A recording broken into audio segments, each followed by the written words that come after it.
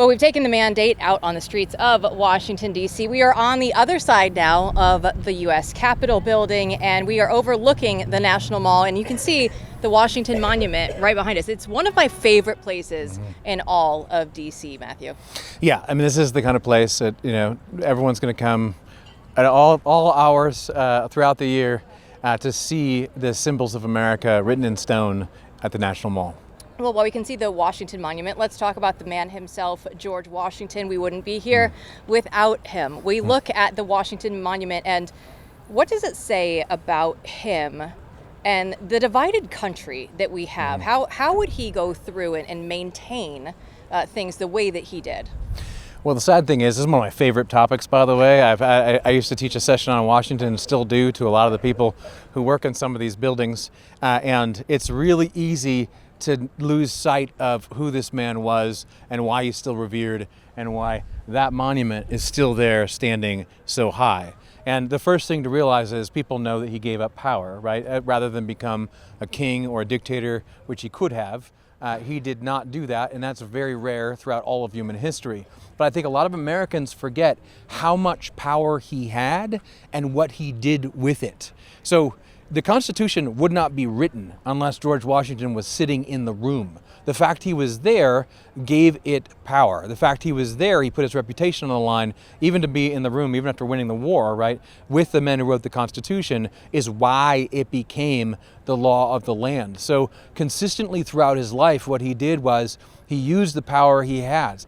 And we don't understand the power he had today. I mean, he had the power to become king, let's just put it that way, but he put that into something, a system, a form of government that would outlast him, into something that was greater than himself. So if Washington stands for anything today, it's the idea of the Republican statesman who does have power and does wield power, but does so for the sake of an order that lasts longer than he does. And we call him the indispensable man. Now, is that giving him too much credit? Is that giving him not enough credit? How do you view that term? There's no way to say that it's too little. Without him, you really don't have a country. So people will mouth these words, father of the nation, father of the country. What does that mean?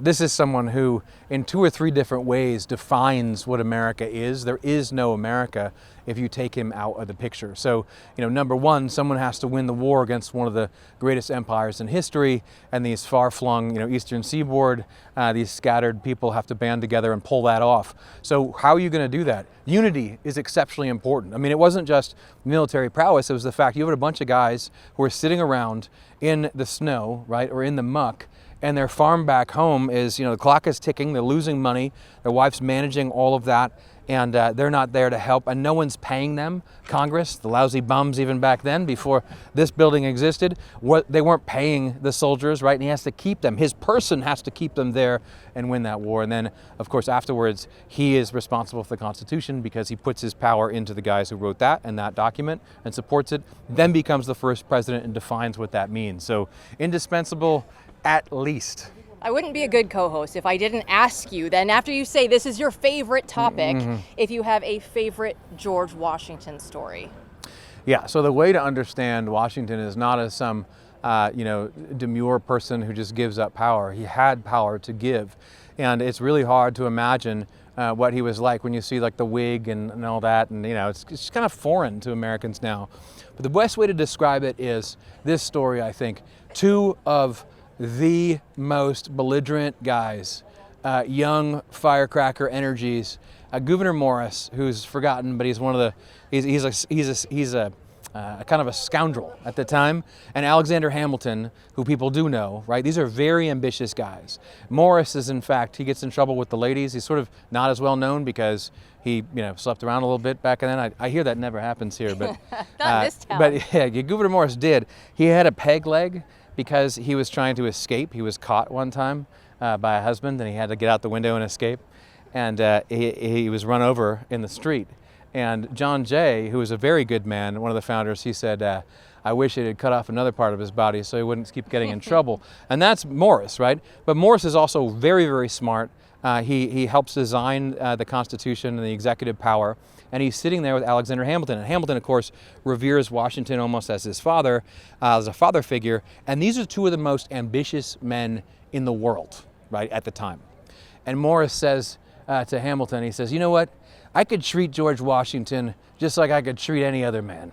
Doesn't matter, you know, oh, I could treat Washington just like I treat any other man. And Hamilton looks at him and says, okay, that's great. Like, you know what? I'll bet you dinner. I will bet you dinner and drinks that's not going to work well for you. And you won't do it. And I'm not going to do it. And Gouverneur Morris says, no, I'm going to do it. He says, okay, he takes the bet. So the next day, they all come in the room to present themselves to Washington. And there's two versions of this story. And just like he promised, Gouverneur Morris goes up to Washington and he slaps him on the back and says, you know, good morning, George. How's it going? Something along those lines. And what happens next is the whole room turns quiet. Washington just slowly turns at him and stares him in the eyes. And he just shrinks, kind of like that Homer Simpson meme, like into the background. And he says afterwards, I'll never do anything like that again.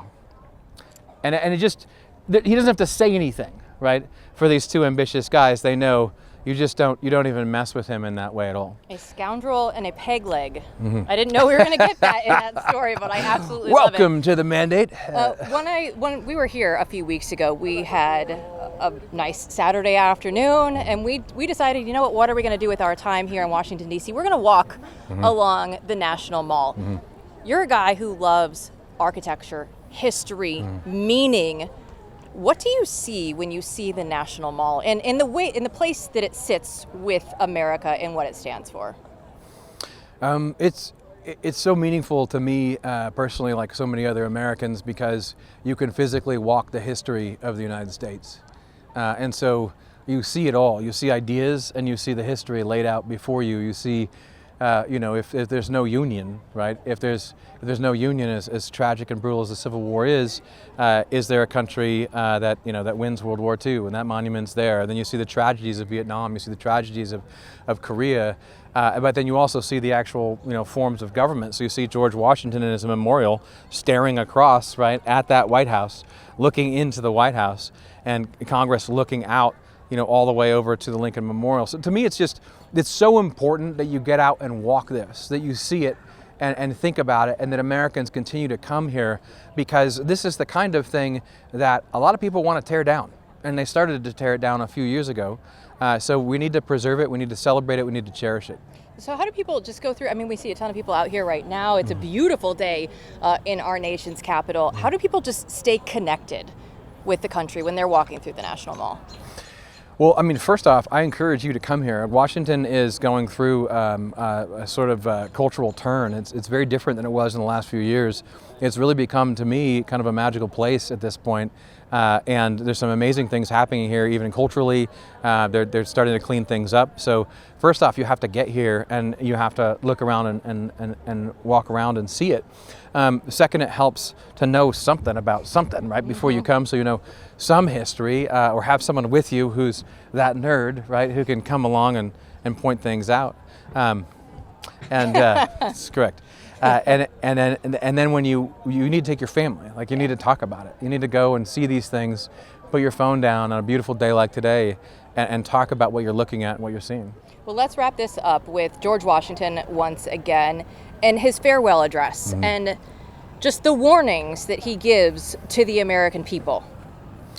Yeah, the farewell address is an incredible document. Everyone should go back and read it. It says all kinds of things that are totally relevant today, ripped out of today's headlines, talking about foreign policy. But even just his actual farewell address, in my mind, is not even that document. It's the fact that they wanted to bury him across from us at the Capitol. And when you go to the crypt at the Capitol, they show you where Washington was supposed to be buried.